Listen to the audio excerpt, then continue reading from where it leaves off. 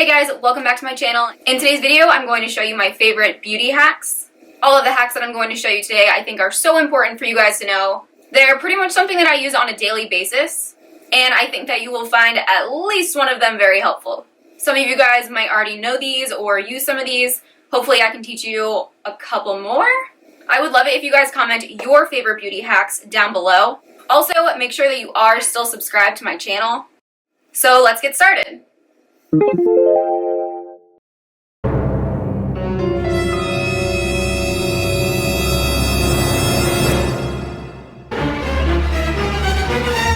If you're anything like me, you're known to rip off your eyelashes at the end of the night and set them wherever you please. Then, the next morning, you find them, and you basically jump out of your own skin because you think it's a giant bug. So here is my lash drawer currently. It's filled with individual lash packaging, which takes up a lot of space. So here is how I personally save a lot more space and keep the lashes organized. I found these little organizers from the dollar store.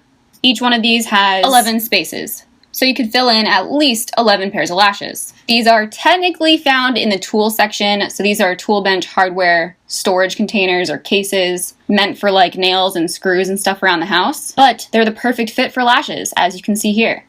They also work great for other things such as jewelry, glitter, and other makeup items, so I filled mine with lashes that I've already been using. You can separate these into a ton of different categories such as everyday lash versus dramatic lash or even special effects style lashes. Or you could do it by brand. There's endless options. Using the packaging that the lash came in, I cut out the brand and a lash name and taped it right on top. That way I know which lash is which. You can label these in a ton of different ways as well. This is just the quick and easy way that I chose. I also kept one side clear so I can see the lash. You can clean your lashes to reuse them, so I highly recommend doing this. It saves you a lot of money. That way you can rewear the lashes, especially the higher end, more expensive lash. So I'm going to take some rubbing alcohol. This is first aid antiseptic, and I'm going to take a disposable clean mascara wand. You can buy these in bulk from a ton of places. I'll post the link for all of the information in the description box so you guys can shop that directly if you're interested.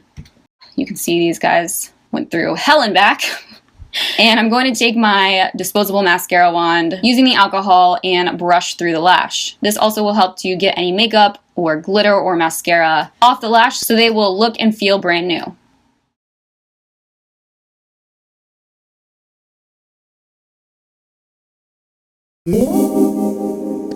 So a lot of brands have eyeshadows that are in individual packaging, which is great. But if you have endless amounts of individual eyeshadows, it takes up a lot of space and it can be hard to find what you're looking for. So instead of having a gajillion little eyeshadows everywhere, I'm going to show you how to place them all in one space. So I'm first going to take my GHD hair flat iron and allow this to heat up and place this right on top of the hot iron. I'm going to allow this to heat up for about 10 seconds. You can then take a safety pin or a nail file, something that's thin enough to fit in between the packaging and the metal pan itself. And you're going to start to wiggle out the pan. Due to the heat, it should melt the glue, so it should be super easy to wiggle this out. If you find it's still stuck, then allow more heat. Then retry the process. Some of the pots are not magnetic, so depending on what it's made out of, you may need to add a magnet. That's a quick and easy extra step. You can buy a bunch of magnets from Z Palette. They come in different shapes and sizes. And you can stick this on the bottom to then make it magnetic. You can also peel off the label of the shadow on the bottom of the packaging and place this on the top or bottom of the Z Palette. That way you know which shadow is which. I have a bunch of Z Palettes. I'm obsessed with these. They're great for organization, but also for travel. So I have mine separated in different categories. You can do it by brand, by color, etc. But this makes it a lot easier to organize and find what you're looking for. It also saves a lot of space. Glitter is literally like the herpes of crafts. You cannot get rid of it once you started. It's everywhere. It's the gift that keeps on giving. 10 years from now, you're going to look down and find that speckle of glitter. But the easiest way I found to clean up glitter from your skin, your clothing, your desk, the carpet, wherever it is using tape. So I'm going to rip off a piece of Scotch tape and press this on top of the glitter. It's going to keep whatever it is underneath in place, but it will pull up the little flecks of glitter. This is perfect for removing glitter fallout on your face without removing your actual makeup. Another awesome way to use Scotch tape is to use it as a straight edge. So I'm going to take another piece of Scotch tape. I'm first going to press this on the top of my hand, then remove. That's going to get rid of the super stickiness. It just feels better on the skin, but it also helps to keep any product underneath in place. Then I'm going to cut this in half to create 2 smaller pieces. If you don't have tape on hand, another great option is little post-it notes. So I have my base makeup done. I'm going to follow this step, applying the tape right at the edge of my eye. Press this firmly to make contact with the skin and keep a straight line. This is great for eyeshadow to create a smoky eye with a clean, straight edge. You can also use this to apply eyeliner. So I'm going to smoke out my shadows here to show you the blended, smoky crease and lid. And then once you remove the tape, you create a clean, straight edge, which you can see here.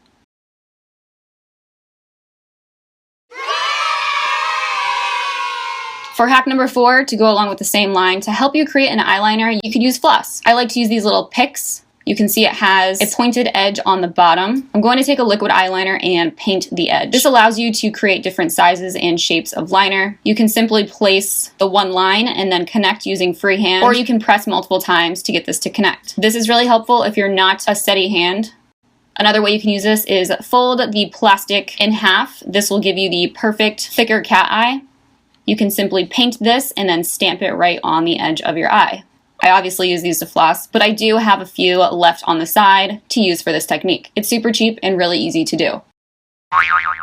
Hack number 5, the easiest way to cheat a cut crease. I'm going to take the packaging of lashes. I'm going to first remove the lashes. Then taking a pair of scissors, I'm going to cut out the little 2 pieces that the lashes sit around. This gives you the perfect shape to use on top of the eyelid. I'm going to paint this with concealer. I'm using the NARS Matte Concealer in Chantilly. I'm going to paint this right over top, then firmly press this onto my eyelid. Once you remove the plastic, you will see that the concealer has left a perfect cut crease. You have options of what to use with this. I'm going to show you 3 examples. The first is a loose shadow or pigment. Here you can see I applied it to my hand dry. But then once you spray some setting spray and then apply that same color, you can see it really brings out the glitter and super metallic gold. It really transforms this, making it so much more pigmented. The same rule applies for pressed shadows, so I'm using the Tarte Rainforest of the Sea eyeshadow palette. I'm first going to apply the shadow dry, then using that same shadow, setting spray, and you get such a brighter, more pigmented color. Then the third way you can use this technique is glitter. So I'm going to show you first dry. Then using the setting spray, you can paint this on in a thick layer of glitter. You get so much more color payoff. Using this technique can be much more beneficial depending on the look you're going for. So I'm going to use the second technique, applying the bright light shade from that palette and setting spray right over top the concealer cut crease. You can take a plastic spoon or regular spoon. Depending on your lash length or how steady your hand is, you may find that you accidentally hit your skin rather than the lash with your wand. To prevent yourself from doing that, this is an easy way to ensure the mascara stays on the lashes.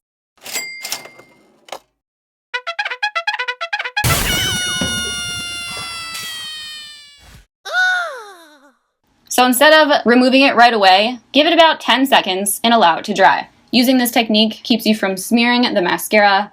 Then you're going to take a little spoolie and you're going to simply brush this away.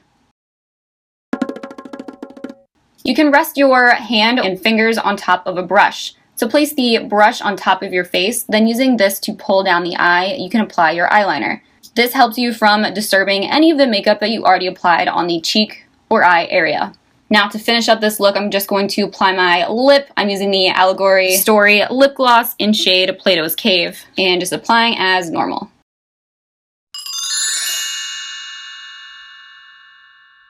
Oh no!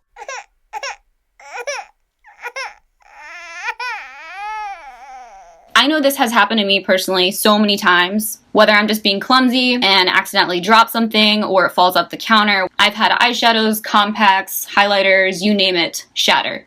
and it is devastating. But have no fear, fam. Here is a cheap and easy way to fix it. So you're going to collect as much product as you can that has fallen or broken. Luckily, this one did not shatter on me too terribly. You're first going to place some rubbing alcohol over top the cracked product. Then taking a piece of saran wrap, you're going to place this right on top, and using a spoon, you can spread out the product evenly to give a nice, flat, smooth finish. You then can take your finger or Q-tips and clean up the edges. Then allow 24 hours to dry and your product will be back in place. No more fallout, no more shatter, and no more breaks.